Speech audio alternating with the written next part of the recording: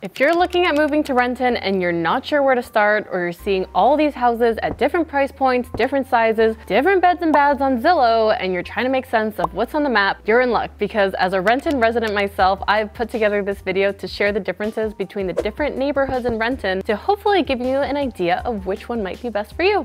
So let's get into it.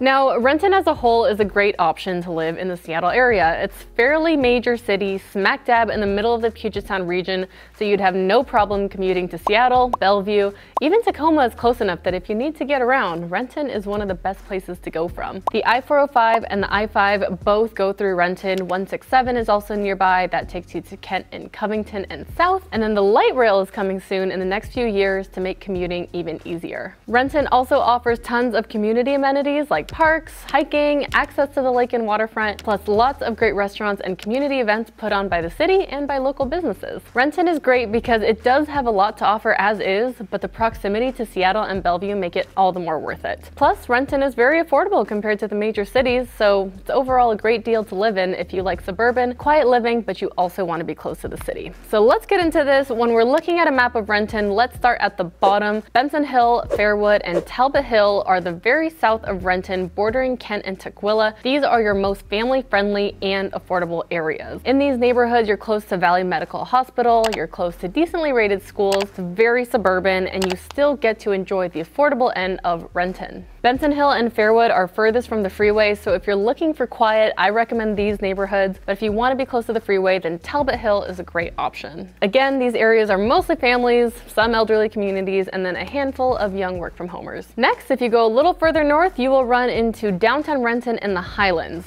So downtown Renton is home to our city center. It's close to the Landing Shopping Center, great food and entertainment. You've got Topgolf and Gene Coulon Memorial Beach Park, and then the Highlands is our more urban center. So both of these are close to decent schools. The neighborhoods offer mostly small single-family homes and apartments. Downtown Renton and the Highlands both get pretty busy since they're right in the middle of Renton. They're close to Boeing and the shopping centers, but they're also very affordable, even more so than our first set of neighborhoods, because downtown in the Highlands are more urban, a little bit higher crime rate, and the houses are generally smaller. But they are close to the freeway here, so it's a great area for affordability and easy commuting. Next, as we go further east from Renton Highlands, you will get East Renton Highlands. Now, East Renton Highlands is pretty unique. If you go behind Hayden High School, you'll find a surprisingly rural area where we've got lots of farmland. You can get acreage here, lots of peace and quiet. It's further from the freeway. It's actually pretty close to Issaquah, but it's very reasonably priced.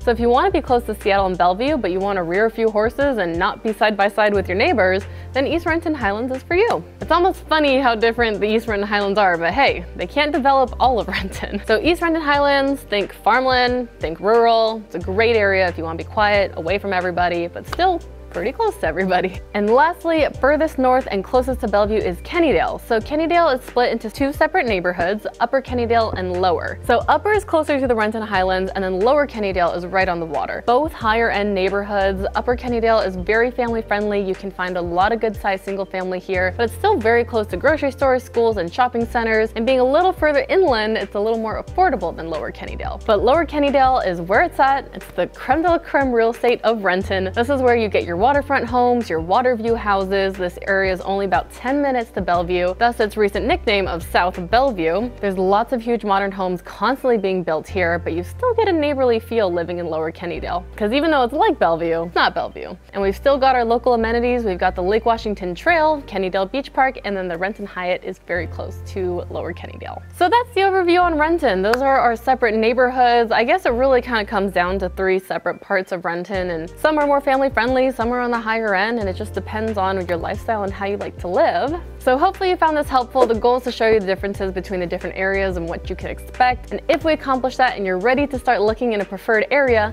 go ahead and fill out the form in the link in the description below to let my team and I know what kind of house you're looking for and what your current plans and goals are. And we are happy to reach out within 24 hours and get you started. And if you're still confused and have no idea where you should start looking, whether in Renton or any other areas you might be interested in, we are more than happy to have that conversation with you as your local experts. So check that out below. Let us know what we can do to help you, and we look forward to talking to you soon.